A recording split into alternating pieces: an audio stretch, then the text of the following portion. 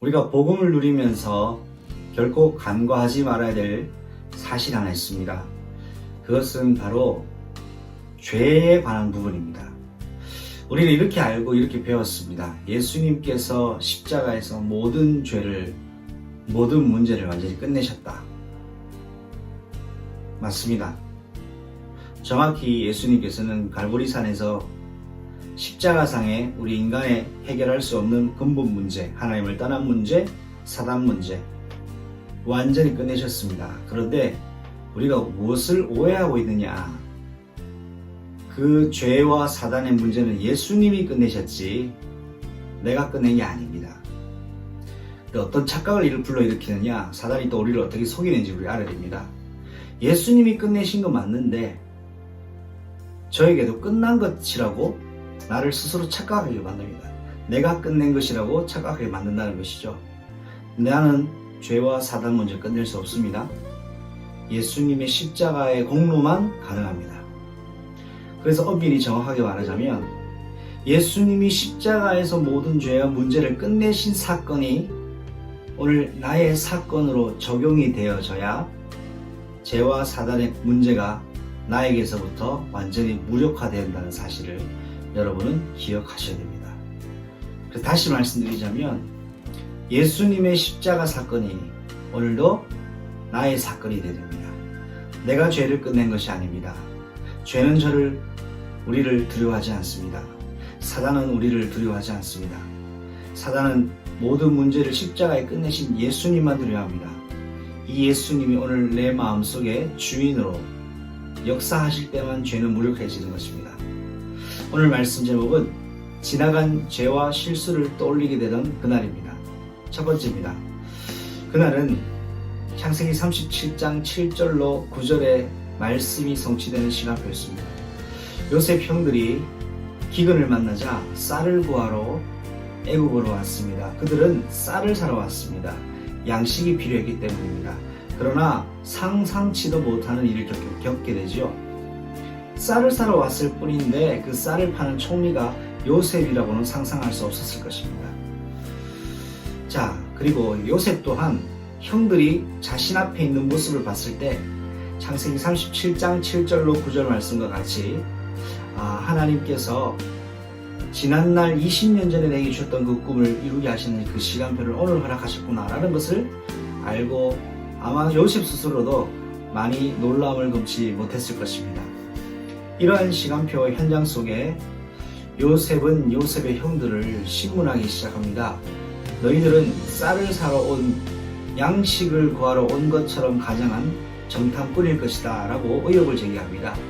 여기에 형들은 자신들은 정탐꾼이 아니라는 것을 계속해서 입증해 보이려고 노력합니다. 그러나 요셉은 그들의 자백과 결백에 대해서 의구심을 버리지 않습니다.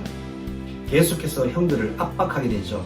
너희가 정탐꾼이 아니라고 하지만 너희는 정탐꾼이 분명하다라고 확증을 하는 것을 성경을 본문을 통해 확인할 수 있습니다. 그래서 결국은 요셉은 그의 형들을 감옥으로 가두게 됩니다.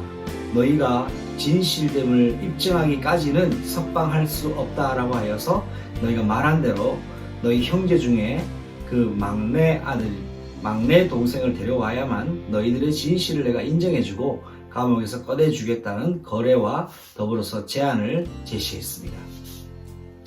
두 번째입니다. 그날은 요셉의 형들을 향한 진실 여부를 확인하는 시간표였습니다. 자신들이 정탐꾼이 아님에도 불구하고 정탐꾼이라는 의혹을 그리고 그러한 의심을 받게 되자 이 요셉의 형들은 자신들의 가족사를 이야기합니다. 우리는 12형제가 있었습니다.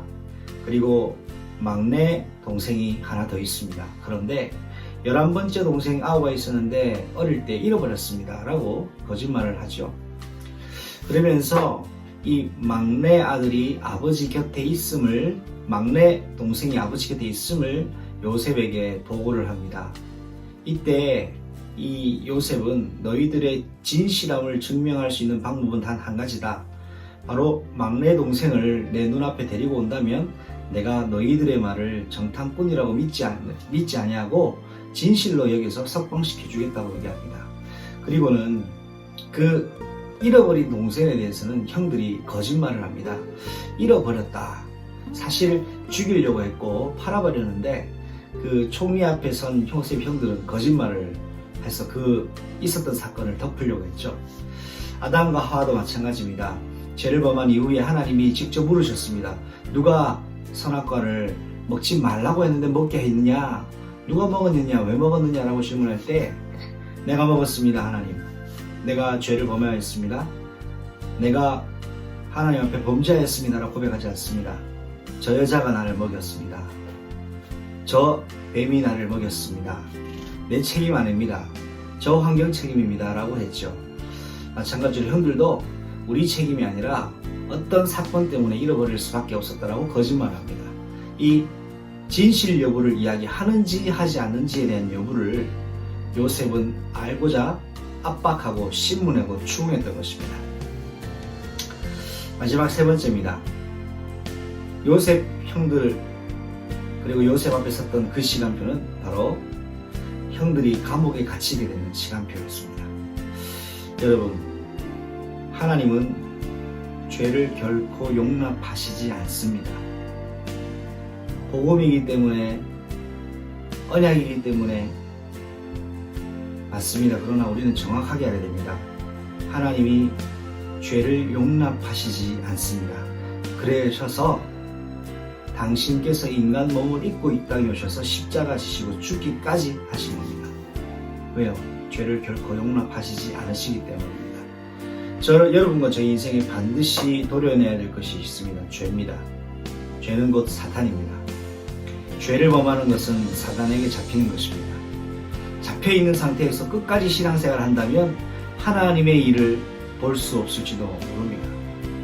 그래서 하나님께서는 결코 죄를 용납하지 않으시는 하나님이라는 것을 우리는 알고 그 거룩하신 하나님 앞에 우리 인생도 예수 그리스도의 십자가로 오늘도 거룩에 들어가야 되겠습니다. 데살로니가전서 5장 22절에 악은 그 어떤 모양이라도 버려라 말씀하고 있습니다. 그리고 죄가 있는 곳에는 성령이 임재하시지 않습니다. 왜 예수님이 십자가를 지시고 피 흘리셔서 새 언약을 성립하셨습니까? 죄가 있는 곳에는 성령께서 임재하실 수가 없기 때문입니다. 그래서 죄를 없애기 위한 하나님의 방법은 예수님이 십자가에서 죽으시는 방법밖에 없으셨습니다. 그 십자가의 피 흘리심과 죽음 때문에 부활의 능력 속에서 성령이 각 사람 믿는 사람 속에 들어오시게 되고 임재하시게 되는 것입니다. 그래서 십자가의 죽음과 부활은 한 사건이요 하나님의 한 능력이 비밀인 것이죠. 결국 저와 여러분을 소생시키시는 회개의 영의 역사 속에 붙잡힌 바 되어야 되겠습니다. 오늘부터 우리가 뭘 해야 되느냐? 죄를 지지 말아야 되느냐? 물론 안 지어야 되겠죠. 그러나 우리는 죄를 지을 수밖에 없는 구조를 가지고 있습니다. 이 죄를 지을 수밖에 없는 구조를 가지고 있다면 어떻게 우리가 죄에서부터 자유할 수 있고 매이지 않을 수 있을까요? 방법이 하나밖에 없습니다. 모든 죄 문제 해결하신 그리스도 앞에 오늘도 그 십자가 앞에 내가 무릎 꿇고 그 십자가가 나의 주인으로 역사하시고 그 십자가의 능력과 참회하며 회개하는 성령의 역사가 오늘도 내 인생 내 시간표 속에 충만히 임하셔야 됩니다. 이것이 등불과 기름을 준비하는 방법입니다.